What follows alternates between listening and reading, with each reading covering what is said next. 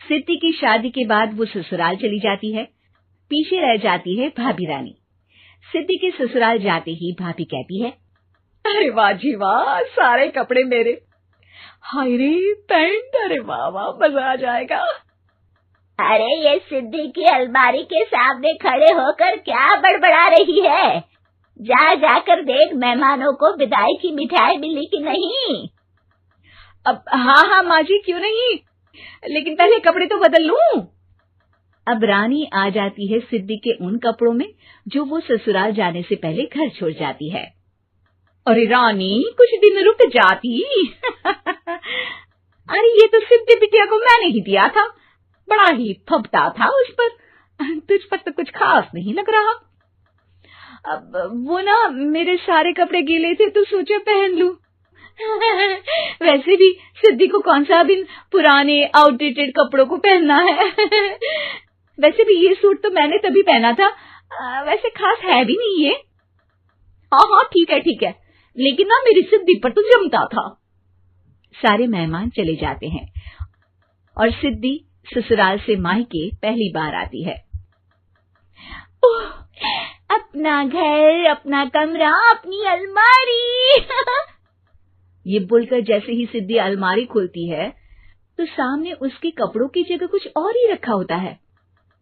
माँ, जरा कमरे में तो आना। सास और रानी वहां पहुंच जाते हैं। रानी ने पहनी होती है सिद्धि की जींस और टी शर्ट। अरे भाभी, ये क्या? ये तो मेरी बड़ी ही महंगी टी शर्ट है, इसे आपने घर में क्यों पहनी है? अरे बहुत मिलती है दीदी ये चौक की मार्केट में, 150 में। ओ भाभी प्लीज, ये एरोपोस्टल है, 2000 की एक टी शर्ट। ओह, 2000 में तो दीदी 4 साड़ी आ जाए। अब क्या बोलूं? भाभी, ये मेरी अलमारी में छोटू के कपड़े, तो मेरे कपड़े कहाँ हैं? मेरी अलमारी में? अब दीदी आपको कौन से पुराने कपड़े पहनने थे? माना भाभी, लेकिन मैं जब घर आती तो यही सब पहनती ना। अरे तुम तो बड़ी कंजूस हो दीदी। खैर, वक्त आता है जब सिद्धि ससुराल के लिए रवाना हो रही होती है। अरे रानी, अंदर से सिद्धि का गिफ्ट ले आ, लड़की पहली बार ससुराल से मायके आई है।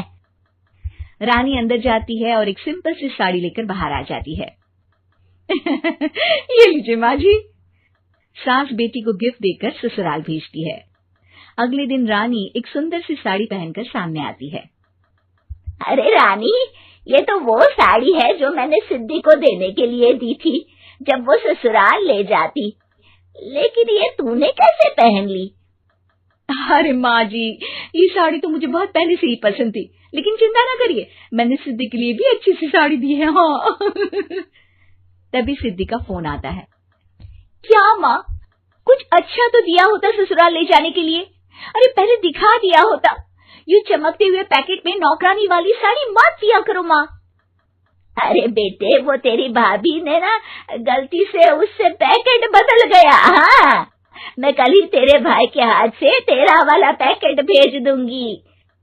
अरे रहने दो माँ, आई एम श्योर भाभी ने अभी वही साड़ी पहनी होगी जो तुमने मेरे लिए रखी थी। तुम तो समझ नहीं पाई उनको। खैर छोड़ो, मैं ज्यादा बोलती अच्छी नहीं लगती, रहने दो, आपको उन्हीं के साथ रहना है, फिर बात करेंगे। सास को रानी पर गुस्सा आ जाता है। वो उसके कमरे में जाती है जहाँ वो शादी का एल्बम देख रही होती है। रानी, मार्केट जाकर एक ऐसी ही साड़ी लेकर आ, कल प्रतीक जाकर सिद्धि के घर दे आएगा। अरे क्यों माँ जी, कितनी साड़ी देनी है दीदी को? यहाँ कोई सेल लगी है क्या? अरे चुप कर, मेरे बेटी के हिस्से की साड़ी खुद पहन ली, अब ज्यादा ज्ञान बांट रही है। एक दिन सिद्धि का फोन आता है।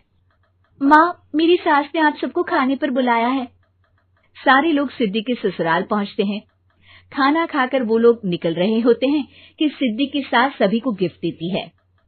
अरे बहन जी, बेटी के घर का खाना खा लिया, यही बहुत है, जो आप ऊपर से गिफ्ट भी दे रही है। अरे बहन जी, आप भी कहाँ इन बातों पर विश्वास कर रही हैं।